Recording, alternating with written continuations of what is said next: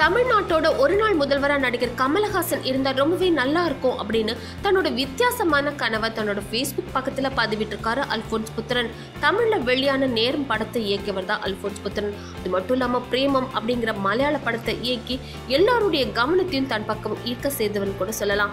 அல்ஃபோன்ஸ் புத்திரன் தன்னோட ஃபேஸ்புக் பக்கத்தில் இன்னைக்கு என்ன எழுதியிருக்காருன்னா, முதல்வன் படம் போல ஒரு நாள் முதல்வரை நியமிக்கும் வாய்ப்பு இருந்தால் கமலஹாசனை தமிழ்நாட்டோட ஒரு நாள் முதல்வராக நியமிக்கலாம் அப்படின்னு அவருக்கு தோணியிருக்கிற அவரோட எண்ணத்தை எழுதியிருக்காரு.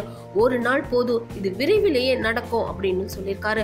தன்னுடைய புதுமையான யோசனைகளால அரசு நிர்வாகத்தை அடுத்த கட்டத்துக்கு கொண்டு செல்பவர் தான் நடிகர் கமலஹாசன். இது என்னோட விருப்பம் மட்டுமே, ஏதாவது தவற சொல்லியிருந்தா இந்த குழந்தைய மன்னியுங்கள் அப்படின்னு எழுதி பரபரப்பை ஏற்படுத்தியிருக்காரு அல்ஃபோன்ஸ் புத்திரன். இந்த வீடியோ பத்தின உங்களோட கமெண்ட்ஸை மறக்காம சொல்லுங்க. கூடவே லைக், ஷேர் இதெல்லாம் பண்ணிட்டு ஞாபகமா NETV4 சேனலையும் சப்ஸ்கிரைப் பண்ணிடுங்க.